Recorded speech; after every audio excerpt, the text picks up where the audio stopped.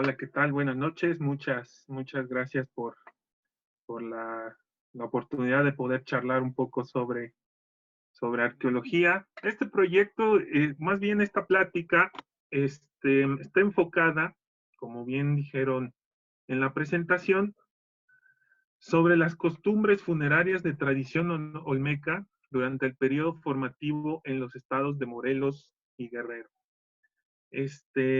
Muchos creemos, o se ha creído desde los primeros hallazgos sobre de la cultura olmeca, que pues la cultura olmeca únicamente la podríamos encontrar en los estados de Tabasco, Veracruz, ¿no? Pero investigaciones posteriores pues nos mostraron que la influencia o tradición olmeca en este caso no solo estaba en esa región, ¿no? Sino que también existió en otros lugares, como en este caso, bien les voy a platicar cómo llegó esta tradición olmeca a los estados de Morelos y Guerrero. Pero antes que todo, debemos ser un poco conscientes, ¿no? En este sentido, para empezar y como preámbulo de toda esta charla, considerar y hacernos la pregunta de ¿qué es la muerte?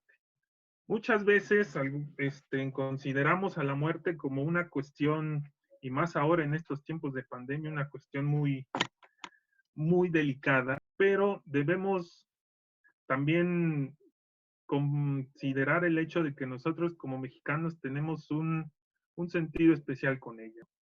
Por ejemplo, un autor que ha investigado mucho y ha escrito mucha bibliografía al respecto es Thomas. Y él menciona que en el aspecto supremo de la biología, la muerte es la certidumbre total que va avalada por la existencia de un cadáver real y actual, tocando nuestra sensibilidad.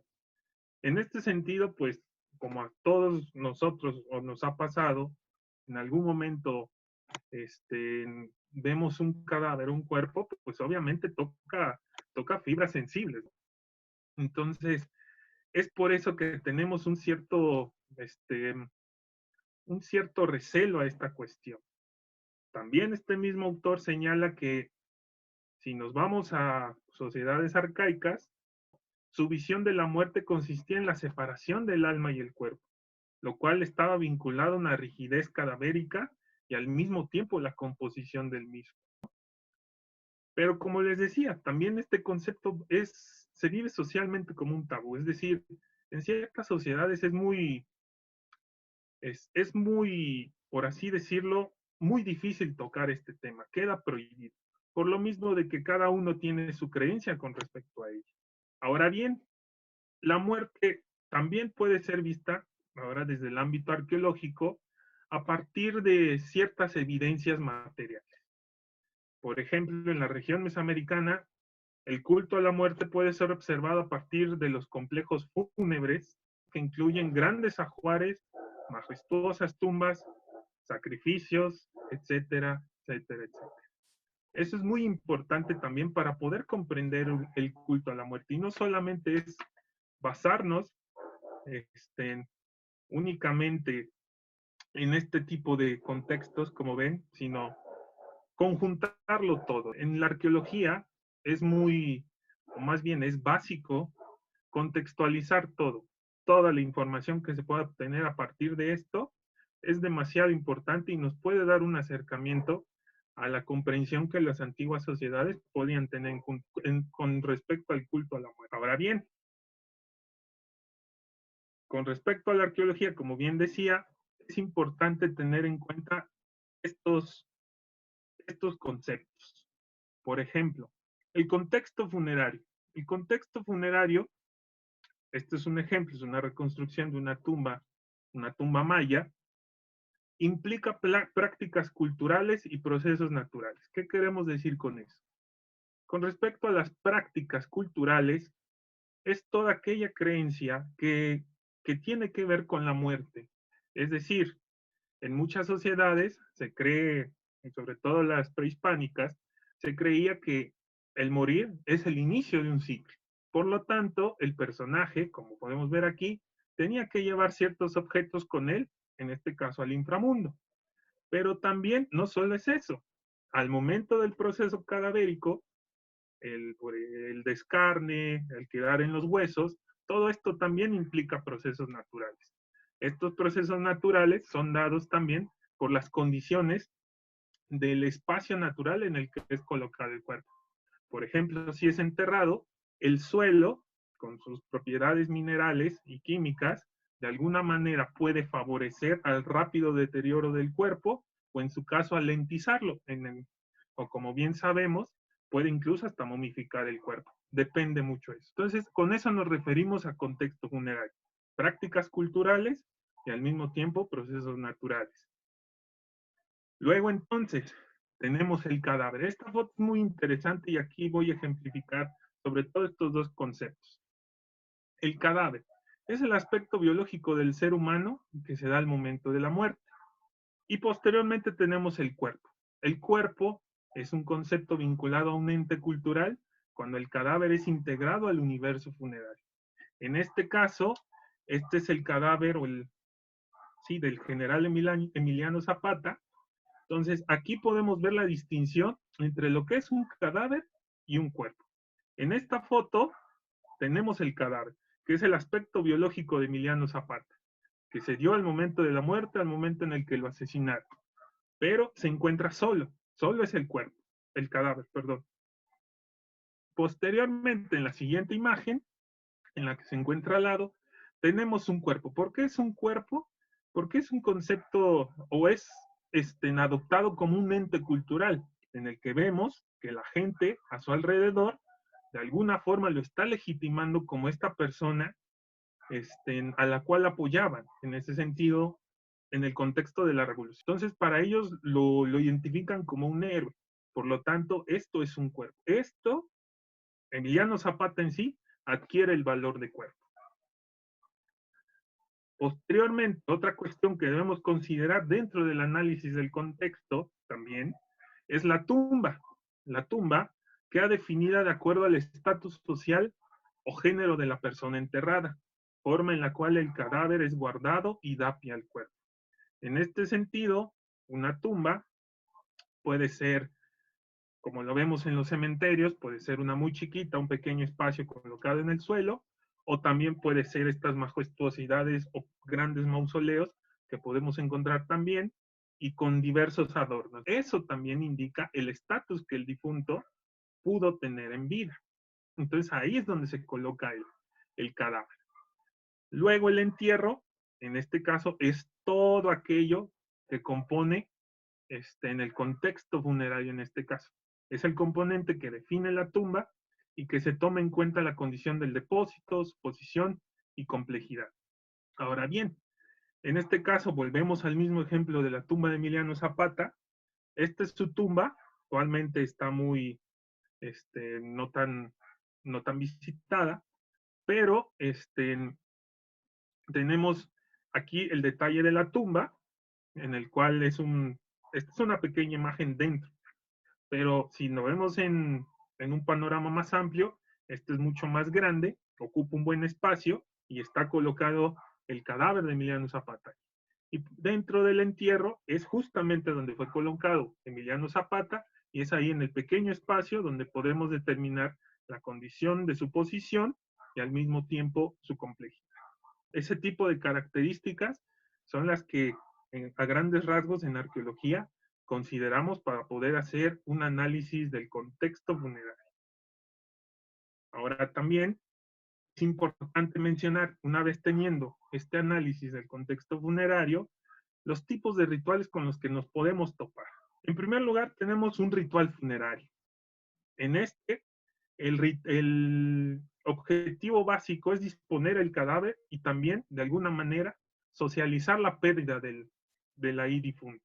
Se trata de la conclusión del ciclo vital, el cual motiva la ceremonia y las prácticas rituales organizadas.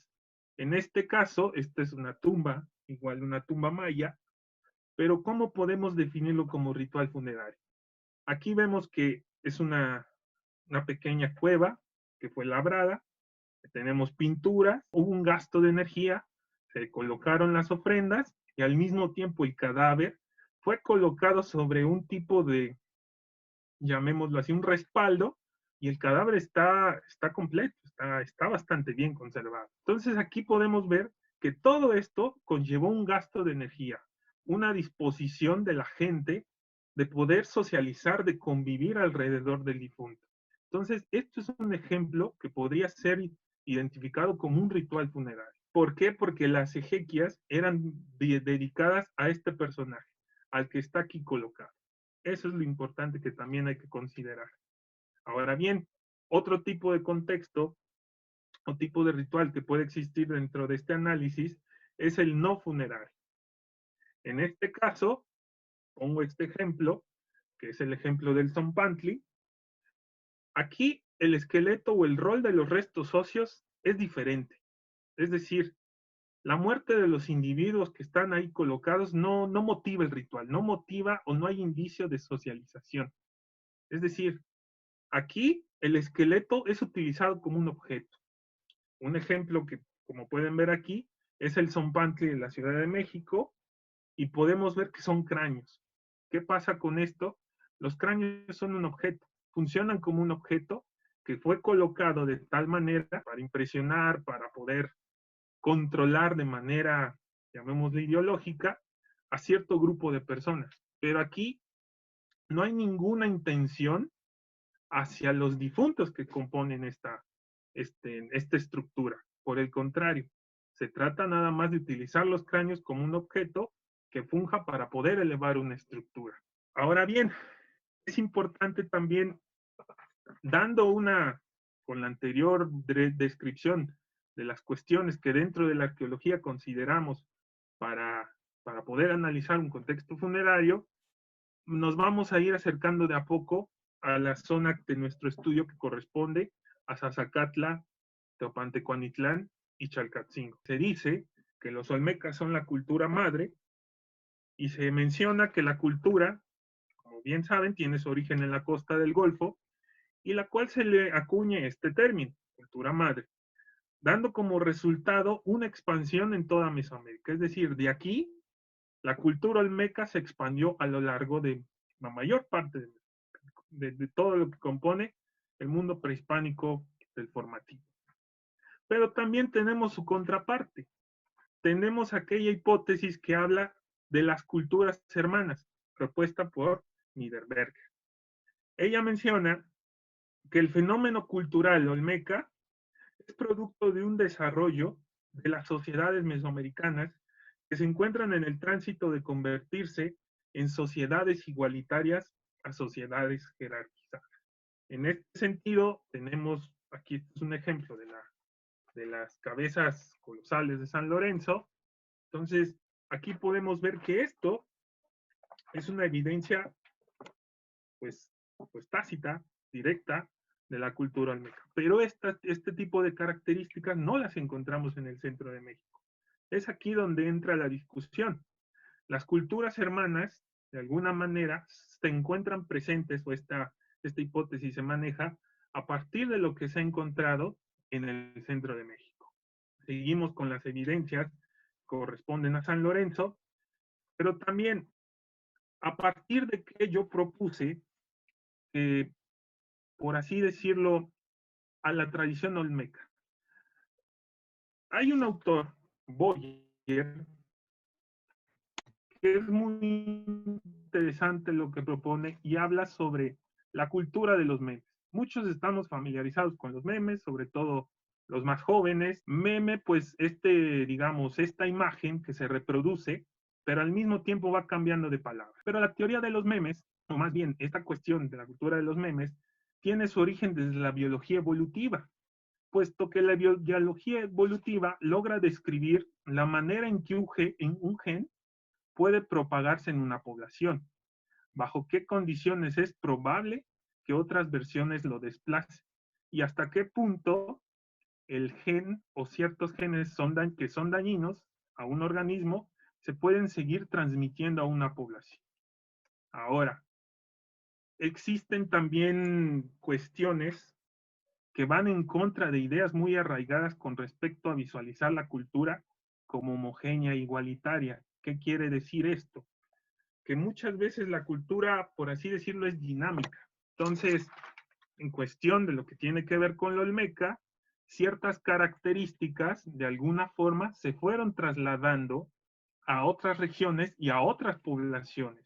Por lo tanto, en este sentido, más bien, en ciertas características que podemos ver en San Lorenzo, como son esta forma o este tipo de boca, el culto a los felinos, por así decirlo, colmillos, ciertas características se encontraban también en el centro de México. En este sentido, David Groff las denominó complejo X. ¿Por qué? Porque las encontró en sitios específicos del centro de México.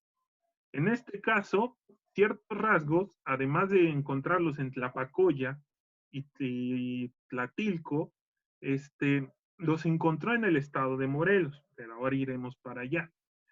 En este caso, Tlatilco, aparte de tener una amplia colección de entierros, una amplia colección excavadas por el maestro romano hace muchos, muchos años, cuenta con ciertos elementos que son muy parecidos a los que podemos encontrar en la zona nuclear olmeca. Entonces, aquí lo principal y que corresponde a Tlatilco son, digamos, la presencia de ciertas figurillas con ciertas características propias, locales, regionales, pero también con ciertas similitudes con las observadas dentro de la zona nuclear olmeca. Entre esas se encuentran, como les dije, el tipo de, ya lo veremos más adelante con las primeras, o con las esculturas halladas en Zazacatla, pero hay muchos elementos muy parecidos. Pero ahora nos vamos a enfocar un poco más a lo que corresponde a las prácticas funerarias de tradición olmeca. Aquí la cuestión es un poco más difícil. Podemos encontrar muchas esculturas, muchos rasgos felinos, muchos elementos como las cabezas colosales, tronos y otro tipo de cuestiones, pero lo que no podemos y es muy difícil haber encontrado o que se haya encontrado en la zona nuclear olmeca son los entierros. Existen muy pocos entierros realmente, pero de que existen, existen en esta zona. Un ejemplo es el de la venta, excavado o descubierto por Stirling, y es la tumba A o la tumba de columnas de basalto en la venta. Entonces, donde vemos este pequeño sepulcro y volvemos a observar los mismos elementos, los típicos olmecas, ¿no? La forma de la boca, las cejas flamígeras, este tipo de cuestiones, ¿no? Pero también una cosa a recalcar aquí es que dentro de esta tumba se encontraron algunos segmentos óseos. No fue encontrado, como lo mostramos anteriormente, un tipo de ritual funerario en donde podamos ver, o más bien un contexto funerario, donde hallemos un cuerpo completo, sino por el contrario, es un contexto en el que solo encontramos pequeños fragmentos de hueso. Otro ejemplo dentro de la zona nuclear olmeca es el sitio del Manatí. El Manatí se encuentra cercano a una laguna y ahí, a diferencia de la venta, sí fue posible encontrar restos humanos, que correspondían no a individuos adultos, sino por el contrario, correspondían a individuos infantiles. Infantiles, es decir, neonatos, pequeños bebés, pero también en este sentido eran como que colocados al interior de un tipo de contenedor hecho de piedra y también asociado a ellos se encontraban, por ejemplo, estas hachas de piedra verde y también bustos de madera, cuáles eran ofrendas, pero no a los infantes, sino era como un contexto ritual en general, que era dedicado al manantial a encontrar. Entonces, observamos que ahí los individuos, el mismo caso, ahí podemos observar un contexto, porque los infantes no eran, digamos, el punto de veneración, sino por el contrario, eran individuos que fueron sacrificados al manantial y que fueron y estaban asociados a este tipo de materiales. Teniendo en consideración este tipo de evidencias donde podemos hallar en, en la zona nuclear olmeca pocos contextos funerarios y otros de carácter no funerario, me di a la tarea, en este caso, pues de poder entender o comprender esta situación de la tradición olmeca en las prácticas funerarias en el estado de Morelos, sobre todo durante el periodo formativo. ¿Por qué? Porque el estado de Morelos contenía, o más bien cuenta con dos sitios, ahora uno lamentablemente no está, pero cuenta con dos sitios importantes de tradición olmeca, que son Chalcatzingo y Zazacatla. Pero también años anteriores ya se habían excavado o se tenía evidencia de otros sitios, como es Gualupita. Gualupita, en este caso, fue excavada en los años de 1934 por un par de arqueólogos apellidados Bayan, y en ellos, además de encontrar este tipo de figurillas, muchas de estas figurillas, al igual que fueron encontradas pues, en Tlatilco, podemos ver que hay una relación, se encontraron algunos entierros. Esos entierros, al momento de descubrirlos, contaban con estas figurillas, pero también contaban con otro tipo de elementos. Otro tipo de elementos que corresponden a estas vasijas, a este tipo de vasijas. En ese entonces se consideraba que, que estos entierros, pues era un poco muy difícil datarlos, asociarlos, a pesar de las figurillas. A diferencia de lo que conocemos actualmente, la arqueología ha avanzado, entonces digamos que se han establecido cronologías que han cambiado desde los años 30 a años recientes. En Morelos, además de Gualupita, David Groff, en los años 60, él excavó en un montículo, el montículo de San Pablo, cerca de un municipio de Tlaltizapán, si no estoy mal, en Tlaltizapán, en Morelos. Él excavó un montículo en donde encontró todo esto, cuestiones muy interesantes, cerámica, figurillas, y seguían apareciendo este tipo de figurillas muy similares como en Gualupita. Entonces, de alguna forma, eso también fue llamando la atención de David Groff para poder establecer proyectos subsiguientes en los que pueda analizar sobre todo la cerámica y el patrón de asentamiento, es decir, cómo la gente se establecía y se asentaba en ciertos lugares. Otra cuestión importante, también dentro de este montículo se encontraron entierros.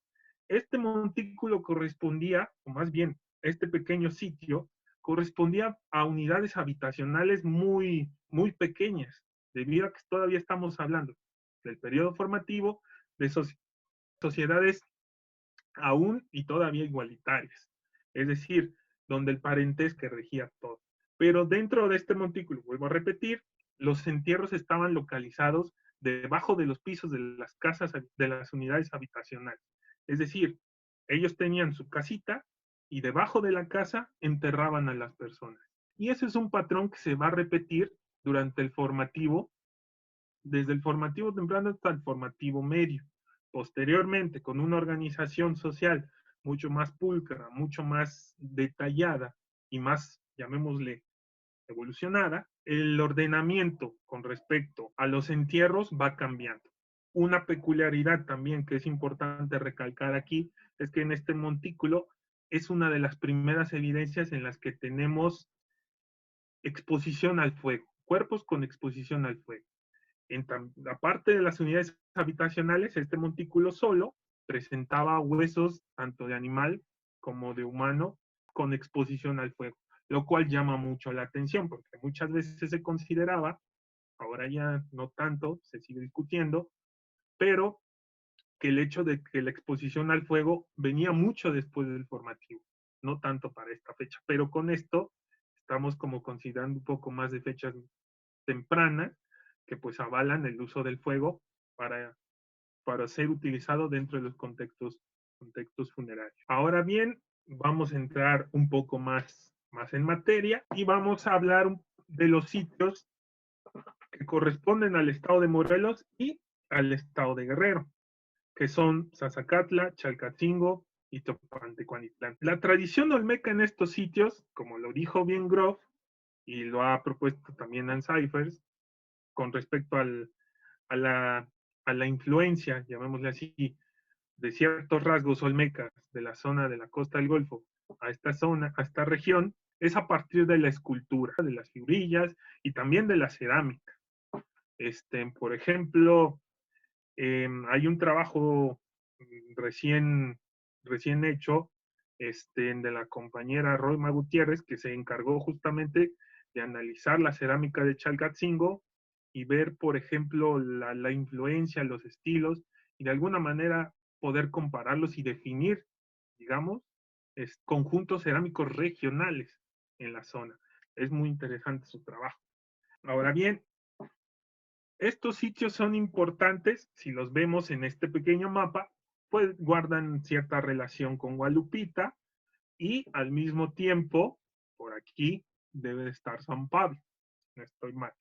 Entonces, tenemos de alguna forma una conexión total en esta región de la influencia olmeca, o de la tradición olmeca, perdón, durante el periodo formativo.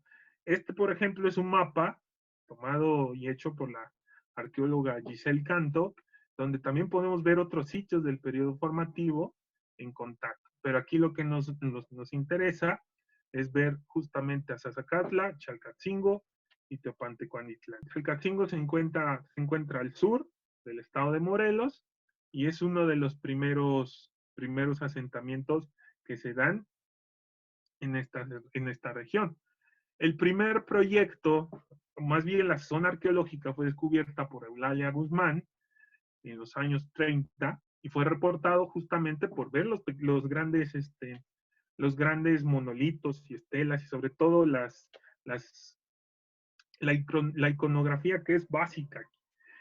Por ejemplo, conocemos la del rey, se tienen, como lo vimos en la portada, estos tres pequeños, el Monumento 41 o la Triada de Felinos, descubierta en el 2011.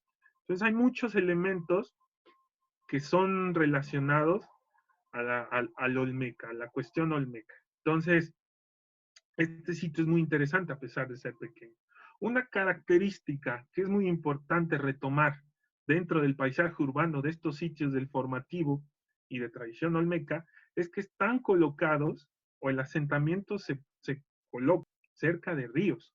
Ahora, para los años de 1970, David Grove, en conjunto con otros investigadores como son Jorge Angulo, William Fash, que ahora trabajan en otras zonas arqueológicas, en ese entonces traía estudiantes y él como parte de la Universidad de Illinois trabajó en colaboración con el Instituto Nacional de Antropología e Historia. El proyecto se llamaba Proyecto Arqueológico Chalcatzingo y tenía básicamente como objetivo entender y comprender la sociedad y cómo se organizaba la sociedad del periodo formativo, a muy grandes rasgos, analizando a partir de excavaciones extensivas y otras no tanto, en esta parte que corresponde a la Plaza Central. Plaza Central y al mismo tiempo todo lo que correspondía al sitio de Chalcatzingo. El proyecto tardó alrededor de 2 años, por temporadas específicas y cortadas, pero durante este proyecto, además de ir descubriendo las unidades habitacionales, se descubrieron pues entierros. Lo que tenía que salir, salió. Entonces, en la plaza central, esta es la estructura 4, es una estructura alargada. Eh, una de sus colaboradoras, llamada Mercy de Morales, se encargó del análisis osteológico y con los contextos funerarios. Lo que llama la atención en Chalcatzingo es que encontramos diversos tipos de contenedores o tumbas. Podemos encontrar aquellos entierros que fueron colocados, por así decirlo, sin ningún tipo de contenedor, es decir, un entierro directo sobre el suelo, con su ofrenda, muy pequeño, y nada más. Otro tipo de entierro es que fueron colocados con cista. La cista es un pequeño contenedor hecho de piedras alrededor del cuerpo, sin ninguna formalidad o gasto de energía, simplemente es como un contenedor en el que se coloca el cuerpo. Y por último, tenemos las fosas.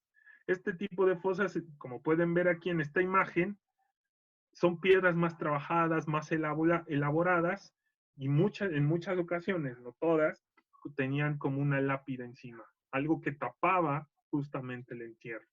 Entonces, en este análisis, ellos se percataron de varios descubrimientos de estos, que había una diferenciación social, porque había aquellos cuerpos que eran colocados directamente en el suelo con un tipo de ofrenda, y por qué estaban estos individuos enterrados en una fosa con una lápida encima. Entonces, se empezaron a percatar de este tipo de diferencias. Ahora bien, en otro tipo de estructuras, como corresponden a pequeñas estructuras consideradas unidades habitacionales, pues lo que se halló fue esto. Tenemos varios esqueletos, ahora estos sí en ocasiones colocados en cistas o colocados directamente en el suelo, pero seguimos viendo una distribución de entierros en unidades habitacionales. Por ejemplo, aquí también.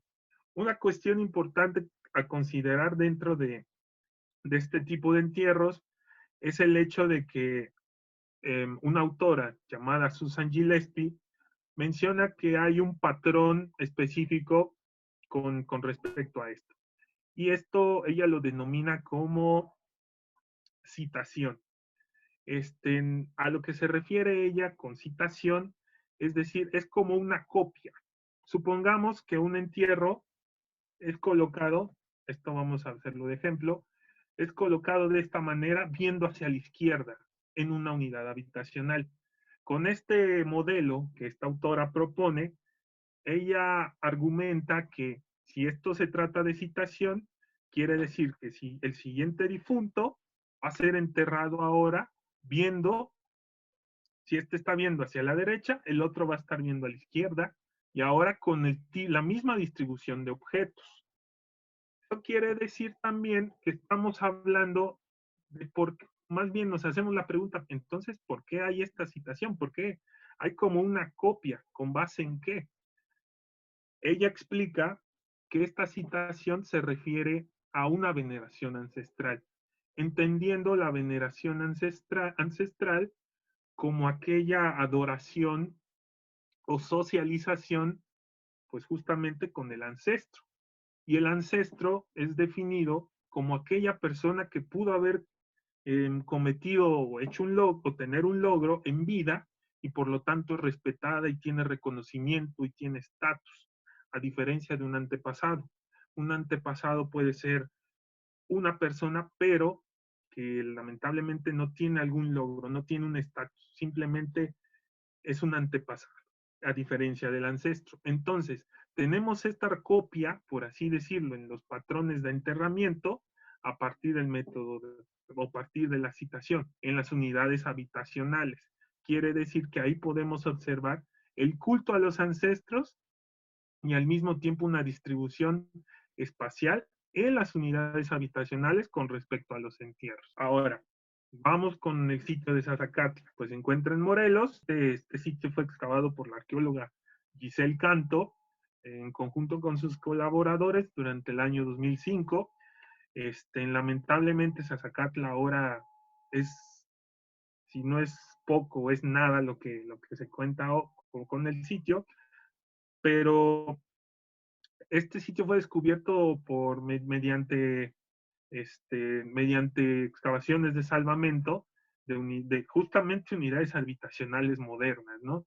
Entonces, esta es la antigua, más bien la autopista del Sol, justamente el sitio de Zazacatla se encuentra entre la autopista del Sol, pero justamente debajo de todas estas casas.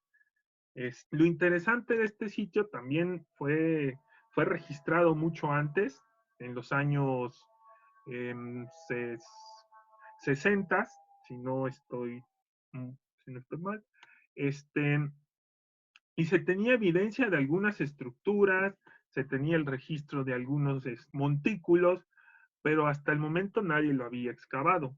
Y fue entonces, como parte de un proyecto regional en el estado de Morelos, por parte de la arqueóloga Giselle Canto, que se decidió intervenir, además del de la posible destrucción del sitio, debido a esta construcción de unidades habitacionales, se decidió intervenir y pues cuál era la sorpresa de que se iban a encontrar uno de los sitios del formativo en el estado de Morelos más sobresalientes de los que se conoce hasta la fecha. Como vimos en el mapa, aquí tenemos en un pequeño esquema sacado de un propuesto por Canto y Castro en el 2010, en donde podemos ver en el sitio de Zazacatla y lo que les decía, los asentamientos formativos justamente entre ríos. Aquí está. Esto, al parecer, fue un patrón muy básico. Y aquí tenemos justamente toda la distribución de las estructuras descubiertas y excavadas en el sitio. Pero una que llama mucho la atención es esta excavación, este cuadro de excavación con estas estructuras. La estructura 1, estructura 1A, estructura 2. Pero sobre todo esta. ¿Por qué llama mucho la atención esta? Porque tenemos de alguna forma un patrón cuadrangular muy parecido a lo que podemos ver, por ejemplo, en la venta. Y más adelante lo se podrá ver en Teopantecuanitlán. Esta es la estructura. Al momento de excavarla y descubrirla, en cada uno de los rincones se encontró una escultura, como la que vimos al inicio de la presentación, en el título, y también alrededor algunos entierros. Lo que llama la atención de estos entierros es que, a diferencia de lo que pudimos ver en Chalcatzingo, estos entierros parecen ser de carácter no funerario a pesar de la posición, aunque sí contaban con ofrendas. Unos sí pueden ser estimados como funerarios, pero otros, quizás debido a la distribución de la osamenta y la distribución alrededor de ciertas estructuras, es posible que no. Por ejemplo, hay casos dentro de los entierros excavados en Zazacatla que están vinculados a la construcción de muros. ¿Qué quiere decir o qué nos hace sospechar? Que posiblemente estos entierros fungieron como ofrenda a la construcción del edificio, a diferencia de otros que sí podemos contar con su tumba, delimitación de la tumba y otros rasgos que nos hablan de que puede ser de carácter funerario. Por último, tenemos a la zona arqueológica de Teopantecuanitlán, ubicada en Guerrero, y esta es mucho más interesante. Como ven, a diferencia de lo que podemos encontrar en Chalcatzingo y Zazacatla, es una zona mucho más árida. Pero también encontramos un tipo de estructuras habitacionales muy interesantes. A diferencia, como más bien ya vimos la estructura de Zazacatla, la estructura 1, llama la atención que podemos encontrar ahora otra estructura de carácter cuadrangular en el mismo Teopantecuanitlán. Y volvemos a tener de alguna forma ciertos rasgos muy parecidos, aquí podemos verlos, a lo que podemos hallar tanto en Chalcatzingo como las esculturas o monumentos encontrados en Zazacatla. Aquí llama la atención que al igual que Zazacatla, me voy a permitirme ir un poco más atrás. Como les digo, aquí tenemos pequeños nichos. Uno, dos, aquí había otro y cerca de aquí aproximadamente. Pequeños nichos. Y en Teopantecuanitlán, pues no tenemos nichos, pero sí tenemos estas estructuras que de alguna forma se ha propuesto están correspondientes a puntos cardinales, muy posiblemente. Ahora, justo en esta unidad A, o se hallaron entierros infantiles. Eso es lo que llama mucho la atención. A diferencia de Chalcatzingo y lo que podemos encontrar en Zazacatla, se hallaron entierros infantiles. ¿Por qué entierros infantiles? ¿A qué les recuerda esto? Pues nos hace recordar un poco lo que vimos en el Manatí, de encontrar justamente estos infantes, de alguna forma, entregados como ofrenda con ciertos objetos en veneración al manantial. Entonces, aquí vemos, podría existir una cierta asociación entre, entre los contextos no funerarios con los niños. En este caso tenemos el entierro 4, igual, la mayoría fue localizada en esta parte, correspondiente a un niño de alrededor de 5 a 7 años, así como estos otros dos, que aquí, de igual forma, de 4 a 6 y de 7 a 9.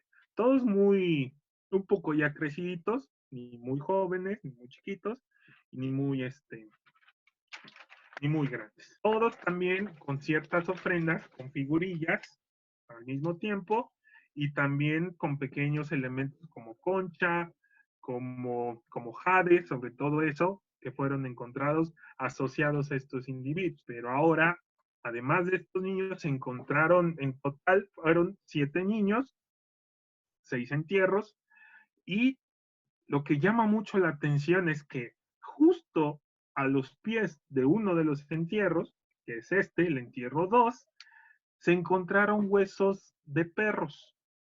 ¿Por qué perros? ¿Qué tiene que ver un perro? ¿Los perros fueron ofrendados para los niños o con los niños? Entonces, este tipo de cuestiones también llama mucho la atención. Al parecer, y lo que sugieren los investigadores que analizaron este contexto, es que los perros fueron ofrenda de los niños y son dos, a pesar de estar en un poco o en un mal estado de conservación, fueron dos perros, se lograron determinar dos perros y, e infantes.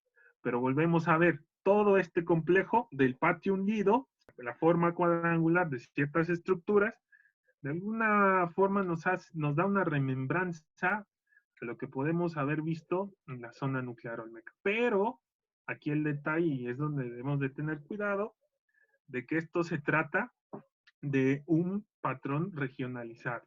No es que hayan venido conquistado, sino cada quien fue adoptando, como lo dije anteriormente, esta cultura de memes. ¿Qué rasgos pueden ser útiles y qué rasgos no? Y pueden ser apropiados y ser ilustrados de alguna manera. Ahora, esta parte, por así decirlo, es lo que al final les mostré ahora el contexto el contexto arqueológico. Ahora nos vamos un poco más al trabajo más específico de los esqueletos. Corresponde al análisis osteológico en laboratorio. Nosotros revisamos, en este caso, solo tuvimos la oportunidad de revisar las osamentas de Zazacatla. Lamentablemente, muchas de ellas estaban en mal estado de conservación, como pueden ver aquí. Por lo tanto, al momento del análisis, decidimos hacer un pequeño, un pequeño croquis, una pequeña cédula en tamaño real, para poder de alguna forma identificar las secciones o elementos óseos y poder realizar el análisis un poco más concreto. En estos corresponden al entierro 1 y al entierro 2 del sitio de Zazacatla. Tendré un proyecto llamado Capulines, porque por temporada, más bien en toda la expansión que corresponde al sitio de Zazacatla, se hicieron se hicieron proyectos específicos de salvamento. Este corresponde a los capulines de Tlacholvaya, perdón, el año 2006. Y aquí lo que podemos ver es justamente qué elementos se recuperaron de cada uno. Se darán cuenta que lamentablemente faltaba la pelvis. Y pues lo que queríamos hacer durante este análisis, para nosotros lo más importante era conocer de alguna forma la biografía osteológica de estos personajes, a lo más que se pueda. ¿Qué quiero decir con esto? Pues básicamente era estimar su edad, su sexo y las posibles enfermedades que pudieran observarse en el esqueleto. Ahora bien, entre los resultados, pues bueno, aquí tenemos que nuestros rangos de edad abarcaron la infancia, la niñez, los individuos juveniles, los individuos adolescentes y los individuos adultos. En este sentido, la infancia involucraba a aquellos individuos que tuvieran de 0 a 3 años de edad. La niñez de aquellos de 3 a 7 años, los juveniles de 7 a 12, los adolescentes de 12 a 18 y los adultos de 18 a 50. ¿Por qué lo hicimos así? Porque lamentablemente el estado de conservación no daba para más. Entonces era muy difícil. Al momento de analizar el esqueleto, lo que consideramos fue el cierre de las epífisis, es decir, como, como saben o como decimos normalmente, cuando el hueso solda, por así decirlo, cuando el hueso se pega, es que esto es un indicador de que estamos pasando de una edad, en este caso adolescente, a adulta. Ya es un rango, según autores, en los que ya rebasamos los 20, 21 años de edad. Entonces ya entramos a un rango adulto. Pero aquellos huesos que no han, por así decirlo, fusionado, las epífisis que no han fusionado, nos remiten ahora a individuos que van de los 18 para abajo. En este caso, podemos hacerlo mediante la estimación de estas posibles fusiones o, en su caso, al crecimiento dental. Es decir, considerar hasta qué momento hace erupción un diente de leche, llamémoslo así, y un diente permanente, un diente de adulto. Entonces, esos fueron los rasgos para poder estimar la edad en esta población. Y como pueden ver en esta tabla, pues en Chalcatzingo, que fue un sitio que revisamos con base en lo ya hecho, o más bien revisado por Mercy Mary de Morales, podemos ver que los adultos en Chalcatzingo son muchos, comparación con los demás. En Zazacatla tenemos un 18%, los adolescentes también en Chalcatzingo es un número alto, tenemos 73%, los adolescentes en Zazacatla son el 26%, los juveniles en Zazacatla el 20%, Chalcatzingo el 70%, y aquí vemos en los niños justamente algo muy similar. Tanto en Zazacatla como en Teopantecuanitlán comparten valores, ¿no? Eso llama mucho la atención, pero en Chalcatzingo no. Los entierros o el número de individuos total de esta muestra que se analizó tanto osteológicamente como a partir de la bibliografía ya dada, corresponde alrededor de unos 170 entierros, 175 entierros, divididos, y suponiendo que sean más, más individuos, porque no es lo mismo un entierro que un individuo. Un entierro puede contener uno, dos, tres individuos, y pues el individuo corresponde a una osamenta total, a una sola, a un justo individuo. A veces esa confusión, pero sí debemos dejar claro que no es lo mismo un entierro que un individuo. Con respecto al sexo, fue muy difícil poder estimar y determinarlo. ¿Por qué? Porque las características, por así decirlo, sexuales, muchas de ellas son determinadas a partir de la forma de la pelvis, de la robustez del hueso, pero también además de la pelvis podemos encontrar los rasgos en el cráneo. El detalle es que esto fue muy difícil. ¿Por qué? Porque el estado de conservación dificultó el análisis. Entonces, lo que pudimos destacar, que de toda la colección de Zazacatla, los adultos femeninos correspondían al 6%, mientras que los masculinos al 3%. Y en el rango de la edad adolescente, los femeninos eran el 7.68%, y en su defecto los masculinos el 3.86%.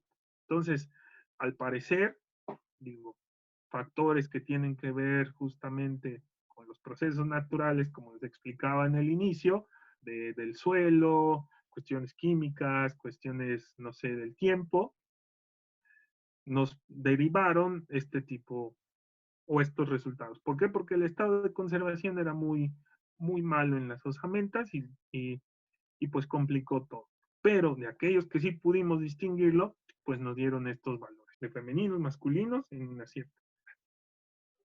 Pero además, no solo investigamos lo que tiene que ver con los elementos osteológicos o las osamentas. La idea de hacer toda esta investigación de la tradición olmeca es porque estamos viendo, como les dije antes, ciertos rasgos en ciertos objetos específicos que presentan similitudes. En este caso, pues lo que analizamos, además de las osamentas, pues son los objetos o las ofrendas que encontrábamos dentro de los contextos funerarios. Es decir, entre los objetos, por así decirlo, de mayor valor que podíamos hallar en este tipo de contextos, eran las hachas u objetos de piedra verde específicamente. Estos que vemos aquí son ejemplos. Otra es, como les mostré, las figurillas de Tlatilco, las de Gualupita, pues muchas figurillas estaban asociadas a los entierros y muchas presentaban características como estas. No todas, pero sí algunas. Y sobre todo la presencia del cinabrio o de este pigmento rojo. Entonces, con la recurrencia de estos elementos, pudimos de alguna forma identificar que sí existe una proporción de estos rasgos en las tumbas de los sitios antes expuestos, como Sasacatla, Chalcatzingo y Teopantecotlán. Entonces, estas representaciones no solo, o más bien la tradición olmeca, no solo se da, por así decirlo, en lo que tiene que ver con la escultura, sino también yo propondría que se puede ver dentro de las tumbas, pero no solo con los objetos, sino también la forma de distribución en el patrón de asentamiento, es decir, la colocación de las tumbas en cierta parte del asentamiento, así como la forma de las mismas y su distribución en el. Ahora, las consideraciones finales de todo esto es que pues debemos de considerar que existen unidades de cultura, de conceptos, de valores, ideas e historia que llevan a los grupos sociales a comunicarse y actuar de manera que provocan a otras personas a su vez, y los cuales almacenan una réplica de estas unidades mentales. ¿Qué quiero decir con esto? Que no necesariamente, como se ha propuesto años antes, los olmecas llegaron y conquistaron y impusieron. No, no, no, no.